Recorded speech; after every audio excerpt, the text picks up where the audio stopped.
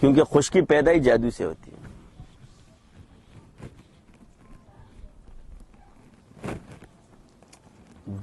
بعض کہتے ہیں جی حضرت آپ اس پر نہیں کہتے. میں جواب یہ کہتا ہوں کہ علمی غلطی امت کو نقصان دیتی ہے اور عملی غلطی انسان کے ذات کو نقصان دیتی ہے. تو جو امت کو نقصان دیتی ہے اس پر زیادہ ترجیح دو. آپ نماز کوتاہی سب کو پتہ ہے نماز پڑھتے ہیں, وہ تمہیں غلط ہی سمجھے گا کہ نماز چھوڑی تم سے غلطی ہوگی. یہ عام بچے کو بھی پتہ ہے. مگر یہاں جو شیطان ہمارے اندر وہ چیز ڈالتا ہے وہ بڑا خطرناک ہو جاتا ہے, اور اس کو ہم غلطی بھی ماننے کے لیے تیار نہیں. تو اس کا مطلب یہ ہے کہ جب ایک مسلک کے اندر, یہ بھی چھوڑو, دو مسلک ایسے آ جائیں کہ ایک ہی مسلک کے اندر, ایک مسئلے کے اندر ایک جائز کہہ رہا دوسرا ناجائز کہہ رہا, یہ تو اختلاف کو تو چھوڑو اس طرف, اب ادھر آ جاؤ اپنے ہی مذہب میں. امام ابو حنیفہ رحمۃ اللہ علیہ کا قول ایک, امام محمد کا دوسرا ہے. ہزارہ ایسے مسئلے ہیں جو علماء کرام نے مجتہد نہ ہوتے ہوئے بھی علماء کا اجماع ہوا اور امام کا مذہب ادھر, تو کیا اس سے وہ امام کا مذہب غلط تھوڑی ہو جائے گا, مگر فتویٰ دوسرے پہ دے دیا. میں اصول اس لیے بیان کر رہا ہوں کہ بات اصول کی کرتے ہیں. تو یہاں زمانے کے حساب سے خروج کیا گیا ادھر.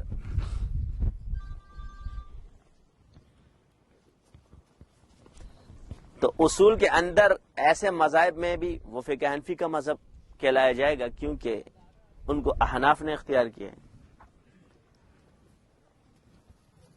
اب یہ دائرہ کیا ہر کسی کے لیے رکھا گیا ہے ثابت, مگر ہر کسی کے لیے نہیں ہے. تو فَاسْأَلُوا أَهْلَ الذِّكْرِ إِن كُنتُمْ لَا تَعْلَمُونَ میں سب نے تفاسیر لی. صوفیہ نے اہل ذکر سے مراد صوفی فقی لیا, محدثین نے احادیث محدث کو لیا, اور فقہا نے فقہا کو لیا. سب نے اس کی تفسیر یہ کی, مگر جواب اس کا ایک ہی ہے, فَاسْأَلُوا أَهْلَ الذِّكْرِ, کہ اس کو جواب آنا چاہیے. تو جو جواب دے رہا ہے, جو دلیل دے رہا ہے, وہ اہل ذکر میں ہے, اور جو نہیں دے رہا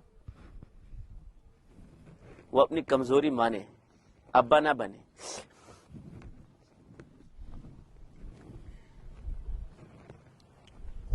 تلاوت قرآن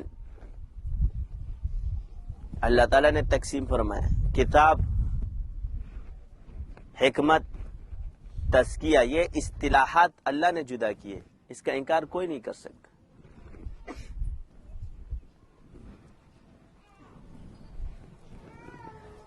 ہمارے اکابر کے دور میں ایک مسئلہ اٹھا, تحذیر الناس ایک کتاب لکھی حضرت نانوتوی رحمۃ اللہ علیہ نے, یعنی وہ صرف ایک حدیث ہے, صحیح کی بھی نہیں ہے, اور اس کتاب کا نام رکھا کہ لوگوں اللہ سے ڈرو. لوگوں کو ڈرانے کے لیے, لوگوں کو ڈرایا ہے, انکار مت کرو.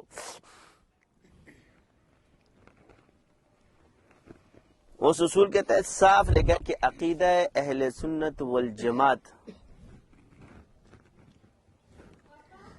حدیث کا رد نہیں مانتی, سند میں ضعف ہے. کسی بھی اصول میں لاؤ گے, ایک ہے حدیث کی سند موضوع ہے, حدیث موضوع نہیں ہوتی ہے, سند موضوع ہوتی ہے. سند موضوع ہے, حدیث ضعیف نہیں ہوتی ہے, یہ سند کی وجہ سے ہوتی ہے. متن پہ آپ اعتراض نہیں کر سکتے, منسوب ہو حضور کی طرف ہو گیا, یہ عقیدہ ہے. اب اس کے 3-4 اصول کے ذرائع اور ہے, اور وہ علماء باطن اور جو اس کے ماہرین ہیں وہ سب جانتے ہیں, اس لیے ہمارے اکابرین نے اس پر پوری کتاب ڈالی.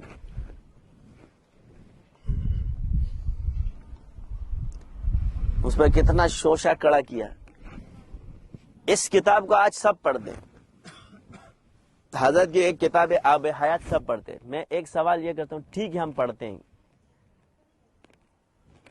اس میں جو لکھا ہوا ہے نا وہ ہماری سمجھ سے اوپر سے چلا جاتا ہے. اگر یہ چیز آپ کتابی علم سے حاصل کرتے تو آپ کی سمجھ میں آنی چاہیے تھی, آ کیوں نہیں رہی آپ کی؟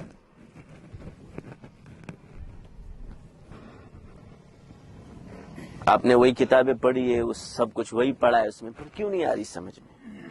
تو جواب صاف ہے کہ وہ نوری علم کے جس مقام پر پہنچے تھے اس کو انہوں نے تحریر میں لایا. تو یہ تشریح تم پر کب کھلے گی؟ اس کے دو ہی راستے ہیں کہ اللہ تمہیں اس کا نور دے دے یا تم خاموش ہو کے بیٹھ جاؤ.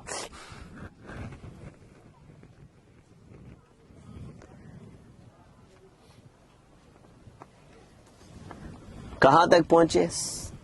اگر اس شعر کو بھی پڑھو نا تمہارے جمپر اڑ جائیں گے سارے.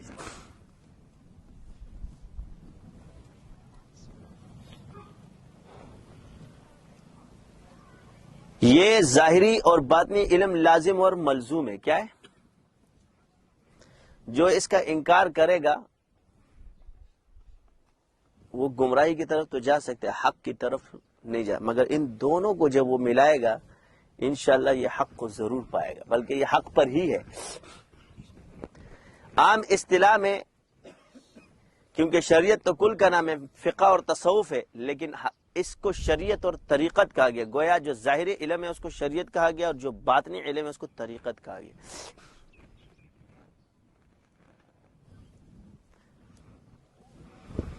دوسرا اس کا معنی یہ ہے